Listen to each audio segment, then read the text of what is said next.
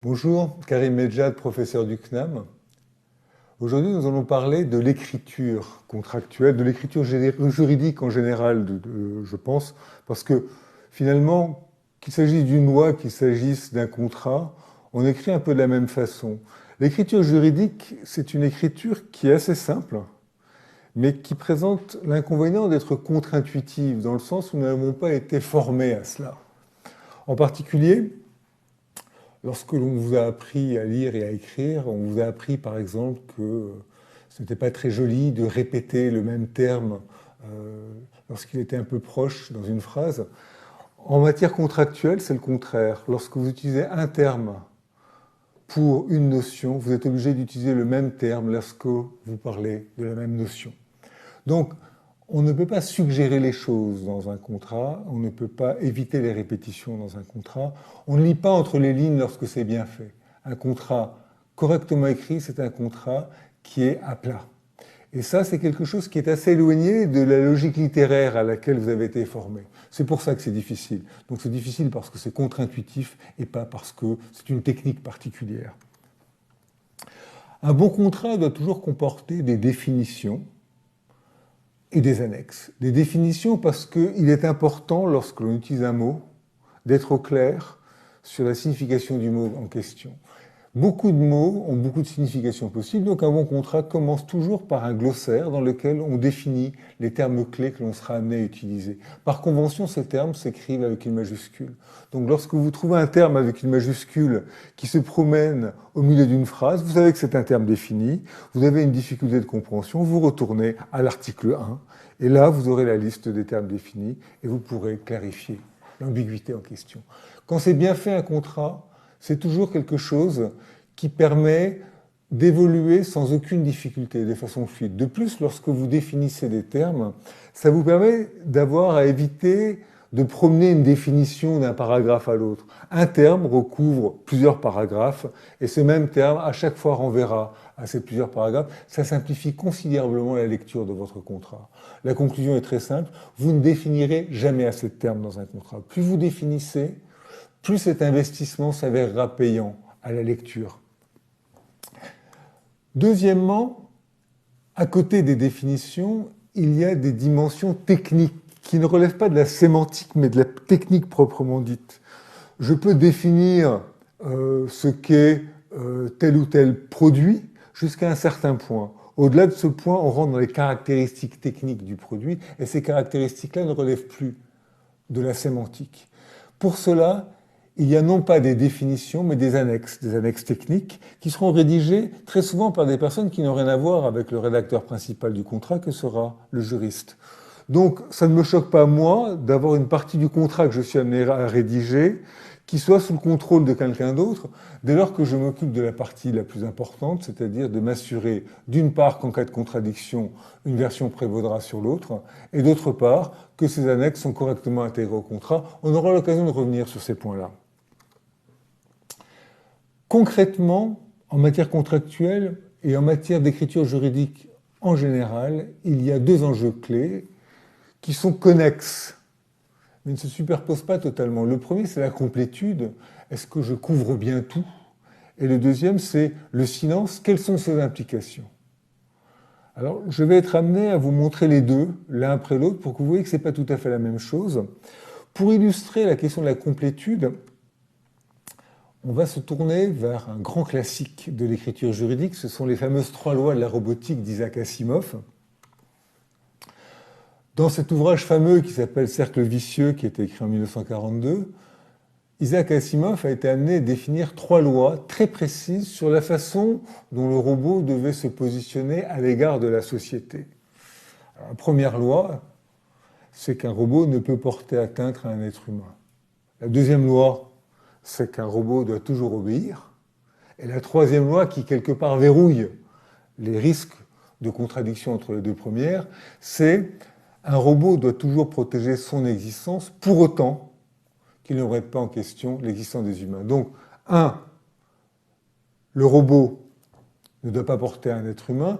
2, le robot doit toujours obéir à condition que ce ne soit pas pour contredire la première loi. Et 3, le robot doit toujours protéger son existence, à condition que ça ne soit pas en contradiction avec la première ou la seconde loi.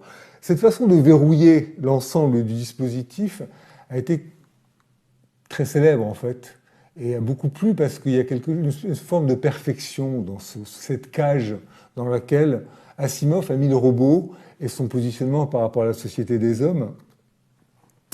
Ce qu'il faut remarquer au passage et de façon technique, c'est d'une part les références croisées. Renvoyer à la première ou à la deuxième loi quand on est à la troisième, ça suppose que l'ordre ne bougera plus. Donc c'est quelque chose qu'il faut éviter de faire lorsqu'on est dans les premières versions. Or, quand on fait de l'écriture juridique, il y a souvent énormément de versions. La deuxième chose qu'il faut remarquer, c'est la logique algorithmique qui est derrière ça. Vous observerez la façon dont les choses se déclinent, et c'est très esthétique, la façon dont Asimov a écrit ces trois lois.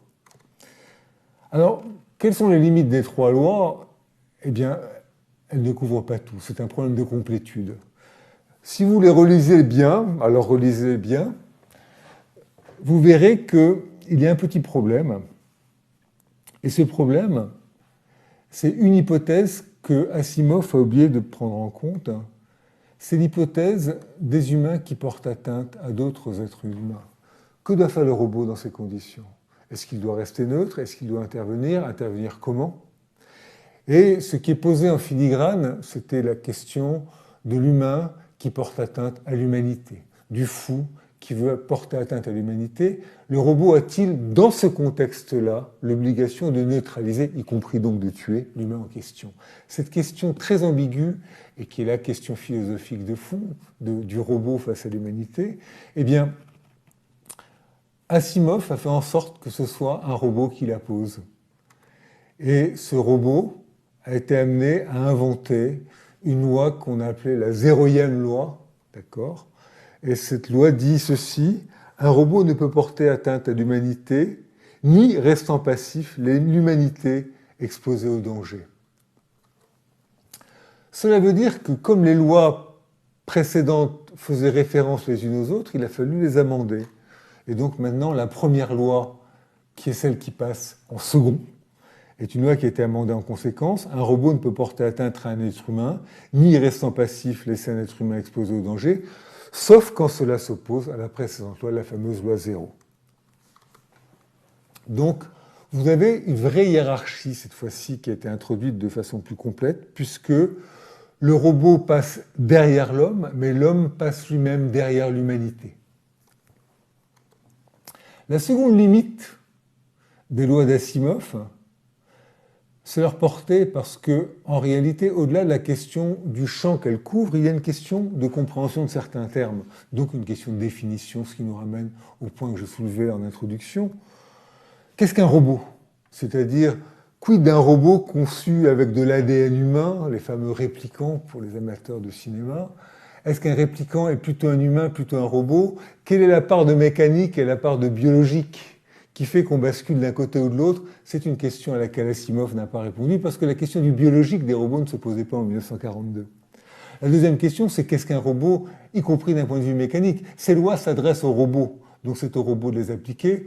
Est-ce qu'un mixeur ou est-ce qu'un aspirateur est capable de comprendre les lois de la robotique? Non. Dans ces conditions, est-ce qu'un mixeur ou un aspirateur est un robot? Oui, peut-être. Voilà les questions qu'Asimov n'a pas vraiment traitées. Et ça, c'est des questions de définition, c'est qu'est-ce qu'un robot? Pareil, porter atteinte à l'humanité, c'est quoi porter atteinte à l'humanité? Est-ce qu'il y a plusieurs formes d'atteinte possibles? Que se passe-t-il lorsque un homme est menacé d'une atteinte physique et d'une atteinte psychologique? Le robot doit-il entrer dans une hiérarchisation des atteintes et préférer une atteinte plutôt qu'une autre? Toutes ces questions-là n'ont pas été traitées par les lois d'Asimov, aussi esthétiques soient-elles. Et enfin, quid des exceptions? Parce qu'une loi a toujours des exceptions. Quid en particulier des robots militaires, donc des robots tueurs? Et là, c'est le bon robot qui tue les méchants humains. Mais quels méchants humains? Les méchants humains soldats? Ou alors le bon robot qui va protéger les bons soldats contre les méchants humains? Là, on rentre sur un terrain particulièrement mouvant et qui est un terrain remarquablement contemporain. Ça, c'est la question de la complétude. Et à côté de cela se pose la question du sens et du silence. Cette question-là, fondamentalement, c'est une question de taille du contrat. Plus vous en dites, moins votre contrat est silencieux, mais moins votre contrat est silencieux, plus le silence a une signification différente. Je m'explique.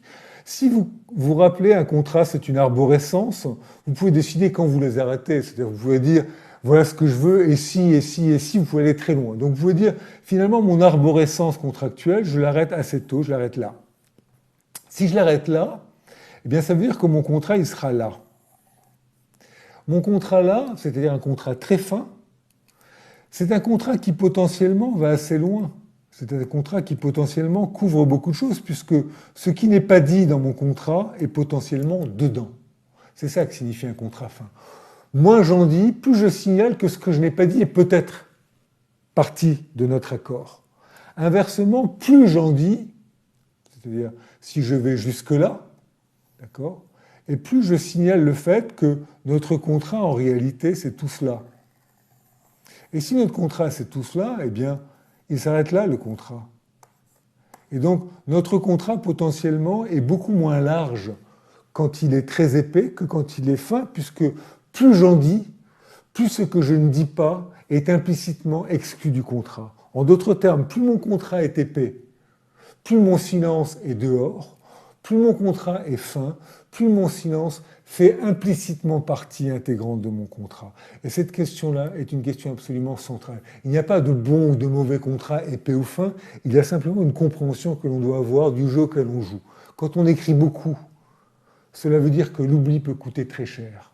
Quand on écrit peu, cela veut dire que le silence est potentiellement partie intégrante de notre accord.